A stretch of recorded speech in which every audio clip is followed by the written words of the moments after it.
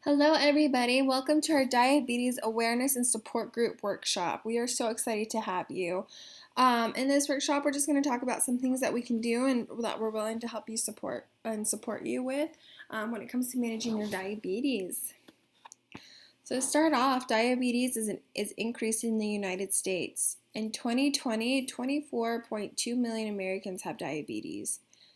88 million of those Americans are adults, and approximately 1 in 3 people are pre-diabetic. So as you can see, it's definitely growing, and it's just something we need to be more aware of. We need to learn how to support it, how to manage it.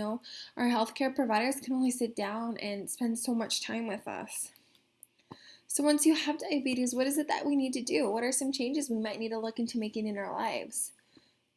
Well, some of those changes are going to be exercise, eating a well-balanced diet, reducing stress, quit smoking, and cutting back on alcohol.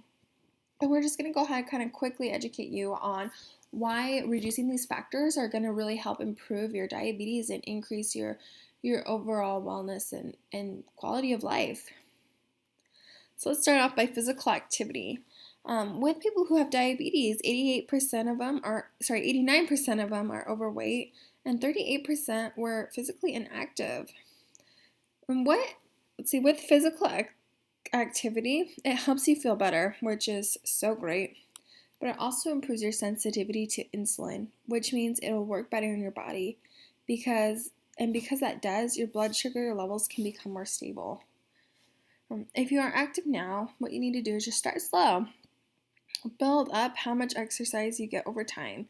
Unfortunately, we can't go from living a sedentary lifestyle to tomorrow I'm going to run 5K every single day. I wish that's how it works. If you are active now, just start slow. Oh, we just talked about that. Shoot for 4 to 7 periods of activity each week and try to make the periods last at least 30 minutes or so.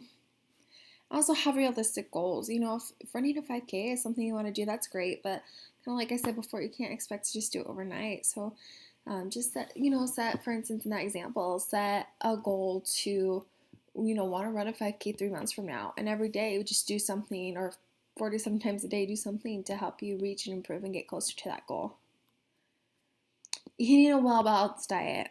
All right, now who here has a major in nutrition, has taken tons and tons of classes, and knows exactly how to eat a well-balanced diet?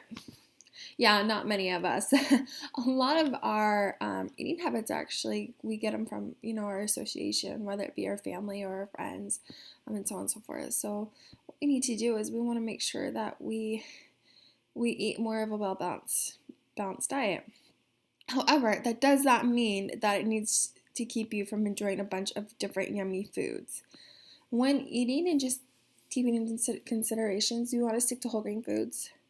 You also want to eat 3 meals a day and try to spread them out evenly and aim to have the same amount of carbs in each meal. But also, too, just remember that doesn't mean we're going to just eat all carbs on every single meal. And also, too, having less processed food. And that's because processed food tends to have a higher glycemic index, which means it may have less effect on your blood sugar. For example, things like oatmeal from whole oats has a lower glycemic index than instant oatmeal. Reducing stress. Who here does not have stress? Yeah, I didn't think it was any of us. So what we want to do is that if you are stressed, you may exercise less, drink more, and not watch your diabetes as much as you should. So that's just something we want to be aware of with our stress levels. Also, one thing that stress can do is stress can raise our blood sugars, and it might make you less sensitive to insulin. And also, studies of people with type 1 diabetes found that blood sugar levels go up for most people when they're under stress. Quit smoking. I know this is definitely a personal decision, and it's also really hard to do. I feel like it's definitely one of those easier said than done things. But what happens is when you smoke is it affects your circulation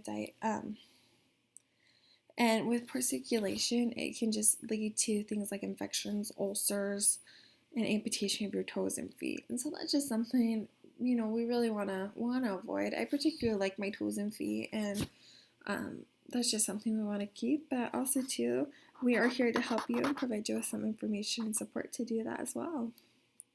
And lastly, we want to just make sure we cut back on alcohol. And the reason is because with alcohol is it makes it so that way your blood sugar isn't sustainable. It rises it and it drops it really quickly. And so that's just something we want to avoid with diabetes. You guys, thank you so much for coming to our workshop, our quick overview workshop with Diabetes Support and Awareness Group. We are so excited for having you and can't wait for our next one where we go further into depth on some things that we can do to help manage our diabetes. You have a wonderful rest of your day.